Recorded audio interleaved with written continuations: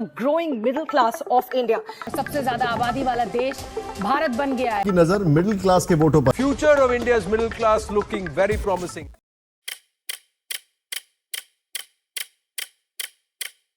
अक्सर हम अपनी सोसाइटी को धर्म, जात पात और जेंडर में बांट कर देखते हैं। हालांकि हमें बांट कर देखना चाहिए इकोनॉमिकली, यानी कि लोअर क्लास जिसकी साल की इनकम होती है 3 लाख से भी कम, अपर क्लास जिसको हम सोसाइटी में अमीर कंसिडर करते हैं, और लोअर और अपर क्लास के बीच में आती है मिडिल क्लास जिसकी संख्या हमारे देश में बहुत बड़ी है। पॉलिटिशियन हो या कोई बिजनेसमैन, हर कोई इन्हें लुभाने में लगा रहता है। कोई सरकारी पॉलिसी हो या हो इंडियन सिनेमा की मूवी, हमेशा इन्हें ध्यान में रखकर बनती है।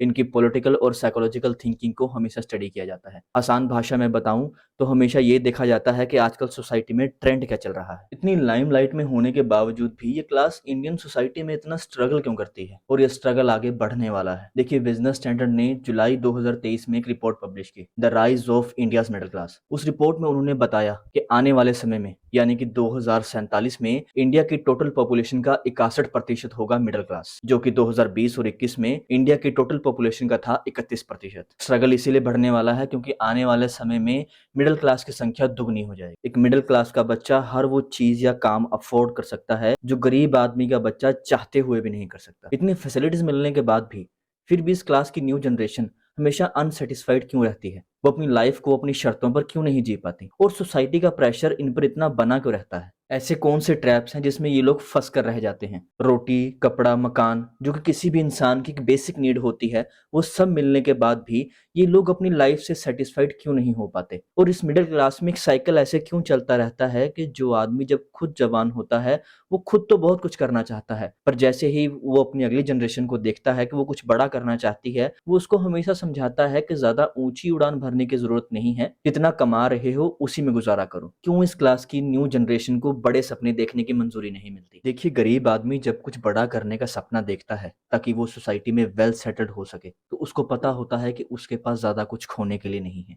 अगर वो कुछ बड़ा करेगा तो कुछ अच्छा बन जाएगा, अगर अच्छा ना भी बन पाया तो उसके हालात बिगड़ेंगे नहीं। जितने बुरे हालात उसके अब चल रहे हैं उसमें सुधार कहीं ना कहीं तो होगा ही। वहीं जब एक अमीर परिवार का बच्चा कुछ बड़ा करने की सोचता है तो उसको अपॉर्चुनिटीज लोअर और मिडिल क्लास के बच्चे से कहीं ज्यादा मिलती हैं। उसको पता होता है कि अगर मैं गिर भी गया तो मुझे संभालने के लिए मेरे पीछे फाइनेंशियल और इमोशनल सपोर्ट अवेलेबल है। ऐसे बच्चों को हम वेल प्रिविलेज्ड भी कहते हैं। लेकिन वहीं बात जब आती है एक मिडिल क्लास के बच्चे की, तो उसके पास खोने के लिए भी बहुत कुछ होता है और हासिल करने के लिए भी। वो हमेशा खोने से डरता भी रहता है और हासिल करने के लिए बड़े फैसले भी नहीं ले सकता। और ऐसा क्यों है कि मिडिल क्लास का बच्चा लोअर क्लास के बच्चे की तरह ना तो रिस्क लेकर खेल सकता है, ना ही अमीर क्लास के बच्चे की तरह सेफ रहकर खेल सकता है? देखिए, इसके पीछे कुछ कारण हैं, कारण कह लीजिए या मिडिल क्लास के बच्चों के चैलेंजेस।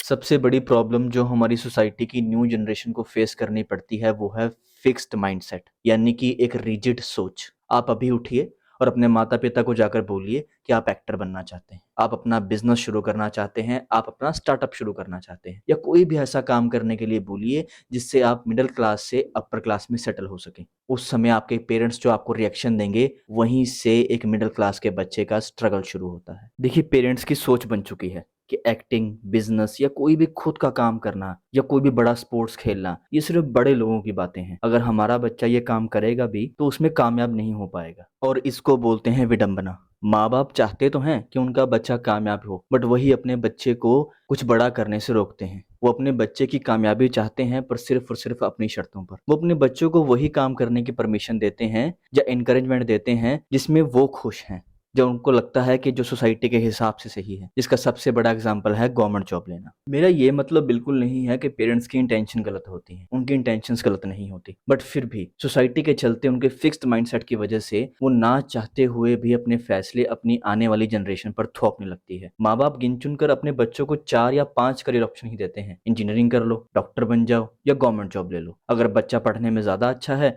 तो IAS PCS कर लो। द इकोनॉमिक टाइम्स ने अपने आर्टिकल में department of personal and training की रिपोर्ट के बारे में बताते हुए कहा कि 2014 से लेकर अब तक 22 करोड़ लोगों ने गवर्नमेंट जॉब के लिए अप्लाई किया और सिर्फ 7 लाख लोगों की सिलेक्शन हुई। देखिए, अगर सरकारी नौकरी लेना एक ऑब्सेशन बन जाए तो आप लंबे समय तक गवर्नमेंट जॉब की प्रिपरेशन में लगे रहते हैं और अपना करियर सेट करने की बाकी एम्प्लॉयमेंट अपॉर्चुनिटीज को मिस कर देते हैं, और आपकी एज भी निकल जाती है। सोसाइटी में अनएम्प्लॉयमेंट बढ़ने का ये भी एक बड़ा कारण है। और हालात तो ऐसे हो चुके हैं हैं कि हमारी न्यू जनरेशन ये बात समझ ही नहीं पाती कि गवर्नमेंट जॉब लेना उनका गोल अचीव करना है या कोई दिमाग का फितूर जो सोसाइटी और उनके पेरेंट्स के द्वारा उनके दिमाग में सेट कर दिया गया है। फिक्स्ड माइंडसेट का सबसे बड़ा कारण है जनरेशन गैप। जनरेशन गैप के चलते ही हमारे बड़े हमारी बातों को समझ नहीं सकते और इस चीज से निपटने का सबसे अच्छा तरीका है कम्युनिकेशन। अपने माता पिता से बातचीत कीजिए, उन्हें समझाइए कि आप जिंदगी में क्या करना चाहते हैं और उसके क्या क्या फायदे हो सकते हैं। कम्युनिकेशन से हम कोई भी चीज को हल कर सकते हैं और यही हो सकता है फिक्स्ड माइंडसेट का सबसे अच्छा सॉल्यूशन। फाइनेंशियल ट्रैप या मनी ट्रैप, दूसरी सबसे बड़ी दिक्कत। देखिए, इसके बारे में बताने से पहले मैं आपसे एक सिंपल सा सवाल पूछता हूँ। जब आप मार्केट में कोई सामान खरीदने जाते हैं तो क्या सोचकर वो सामान खरीदते हैं? आपकी क्या नीड होती है, क्या रिक्वायरमेंट होती है? एग्जाम्पल के लिए समझ लीजिए, आपने एक मोबाइल खरीदा। मोबाइल का आपने क्रिएटिव यूज कितना किया? और आसान भाषा में बताऊं तो अपने मोबाइल की सेटिंग्स में जाइए, उसमें अपना स्क्रीन टाइम देखिए। आप खुद ब खुद समझ जाएंगे कि वो आपने जब उस मोबाइल पर पैसे लगाए थे तो क्या सोचकर लगाए थे, और जब आपने उस मोबाइल का यूज किया तो कितना क्रिएटिव यूज किया और कितना टाइम आपने उस मोबाइल पर वेस्ट कर दिया।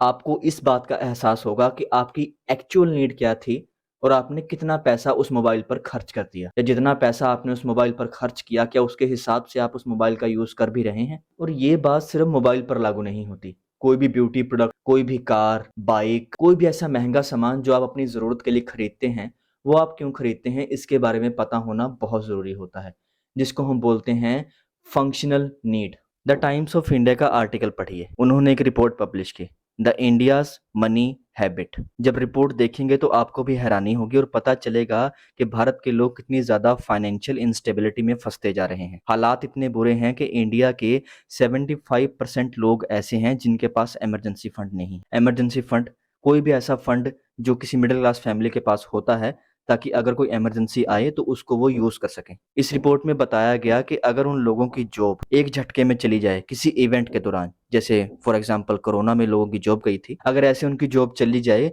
तो वो अपनी ईएमआई तक नहीं भर सकते और बैंक उन्हें डिफॉल्टर डिक्लेयर कर देगा। इस तरह के मनी ट्रैप से बचने का सबसे अच्छा तरीका यही है कि आप कोई भी प्रोडक्ट या सर्विस खरीदने से पहले उसके बारे में सोचें, उसकी असेसमेंट करें, क्या आपको उसकी ज़रूरत है भी, या सिर्फ आप सोसाइटी को शो ऑफ करने के चक्कर में या अपनी इनसिक्योरिटीज़ को कम करने के चक्कर में उसको खरीद रहे हैं। ऐसा करने से आप इंस्टेबिलिटी में फंसने से बच जाएंगे और सबसे अच्छी बात, ईएमआई और लोन के चक्कर में नहीं पड़ेंगे। इन चीज़ों से जितना बचा जाए उतना ही अच्छा रहता है। Lack of investment, middle class की तीसरी दिक्कत। देखिए, इन्वेस्टमेंट से यहाँ मेरा मतलब है किसी भी ऐसी एसेट को या चीज को एक्वायर्ड करना जिससे आपको आपका पैसे की एप्रिसिएशन मिल सके या तो आपको कोई इनकम जनरेट हो सके। पैसे को सही टाइम पर इन्वेस्ट कर देना, ये आप उनसे पूछिए जिनके पूर्वजों ने किसी समय में हजारों रुपए में कोई जमीन ली थी और अब उस जमीन की कीमत करोड़ों में है। और आपने ये बात शायद अपने माता पिता या बड़े बुजुर्गों को कहते हुए सुना भी होगा कि अगर ये जमीन या प्रॉपर्टी उस समय ले ली होती तो आज इसकी वैल्यू इतनी ज्यादा होती। देखिए, इन्वेस्टमेंट से मेरा मतलब सिर्फ ज़मीन लेने से भी नहीं है। इन्वेस्टमेंट का मतलब ये भी हो सकता है कि आप अपना पैसा कुछ ऐसा काम सीखने में लगाएं जिसका प्रयोग आप प्रोफेशनल लाइफ में कर सकें और आपको एक अच्छी इनकम जनरेट हो आगे जाकर। लेकिन बात जब मिडिल क्लास फैमिली की आती है तो ये इन्वेस्टमेंट को बहुत हल्के में लेते हैं, या तो करने से कतराते हैं या डरते रह जाते हैं या फिर सोचते रह जाते हैं और समय निकल जाता है। अगर इनके पास कोई पर्टिकुलर अमाउंट ऑफ मनी है भी तो उन्होंने ये ऐसी चीज के लिए बचा कर रखा है जिस पर ये 10 से 12 लाख लगा देते हैं सिर्फ 4 दिन की खुशी के लिए। उससे ना इनको कोई इनकम जनरेट होती है और ना ही इनके पैसे में कोई अप्रिशिएशन आता है। और वो काम कौन सा है वो आप समझ ही गए होंगे, मैरिज। देखिए, इस बात को समझना बहुत जरूरी है कि इंडिया में मैरिज पर खर्चा नहीं होता, बल्कि मैरिज के पूरे प्रोसेस के दौरान जो इवेंट ऑर्गेनाइज होते हैं उन पर खर्चा होता है, जैसे कि प्री वेडिंग शूट, एंगेजमेंट, हल्दी, मेहंदी, विदाई, वेडिंग शूट, गेस्ट और रिसेप्शन। शादी की रस्में बहुत आसान तरीके से भी की जा सकती हैं, पर दिक्कत तब आती है जब हम किसी और की देखा देखी हर इवेंट पर बड़ा खर्चा करने की सोचते हैं। और आपने कई बार ये बातें कहते हुए लोगों को सुना भी होगा कि शादी जीवन में एक बार ही होती है, जिनका खाया है उनको खिलाना भी है, शादी तो धूमधाम से ही होनी चाहिए। ये सब बातें हम मिडिल क्लास लोग शादी पर हुए बड़े खर्चे को जस्टिफाई करने के लिए करते हैं। देखिए, मैं इस बात के खिलाफ नहीं हूँ कि आप शादी धूमधाम से ना करें, जरूर करें। अगर आपके पास पैसा है तो क्यों ना करें, पर आप ये भी देखिए कि आपके पास कितना पैसा है। कहीं ऐसा ना हो जो भी आपकी सेविंग्स बची हुई है वो सारी की सारी आपने शादी पे लगा दी, और अगर वो भी कम पड़ रही है तो ऊपर से आपने लोन भी ले लिया। जिन लोगों को आप खुश करने के लिए अपनी शादी में बुला रहे हैं, याद रखिए जब आप पर फाइनेंशियल बर्डन आएगा वो आपके साथ खड़े नहीं होंगे। और इंडिया में ये चीज इतनी ज्यादा है कि 60% इंडियन फैमिलीज लोन लेती हैं ताकि शादी का खर्च उठाया जा सके। लोन चाहे बैंक से हो चाहे अपने किसी दोस्त या रिश्तेदार से। ऐसा नहीं है कि आम आदमी के पास इन्वेस्ट करने के लिए पैसा नहीं होता, वो अपने सारे पैसे को सिर्फ बैंक में ही सेव रखते हैं ताकि बैंक से इंटरेस्ट आ सके। इंटरेस्ट आना अच्छी बात है, पर यह भी याद रखिए कि इस जमाने में 1 रुपए में क्या मिलता था और अब 1 रुपए में क्या मिलता है। क्या उस हिसाब से बैंक आपको इंटरेस्ट दे पाएगा? नहीं। इससे अच्छा है कि उसकी सही इन्वेस्टमेंट की जाए, सोच समझकर, रिसर्च करके, ताकि उसमें आपको घाटा ना हो और आप फाइनेंशियल बर्डन में फंसे ना। देखिए, मिडिल या लोअर क्लास में रहकर हायर क्लास में सेट होने का सपना देखना कोई बुरी बात नहीं है। खुद को फाइनेंशियल स्टेबल करना बहुत अच्छी बात है, बट एक बात याद रखिए, लोगों को खुश करने के लिए काम मत कीजिए। अगर लोगों को खुश करने के लिए काम करेंगे तो जीवन में एक समय ऐसा आएगा आप खुद से नाराज हो जाएंगे और जितनी चादर है उतने ही पैर पसारिए। पर इसका मतलब ये नहीं है कि आप चादर को बड़ा करने की ना सोचें। धन्यवाद।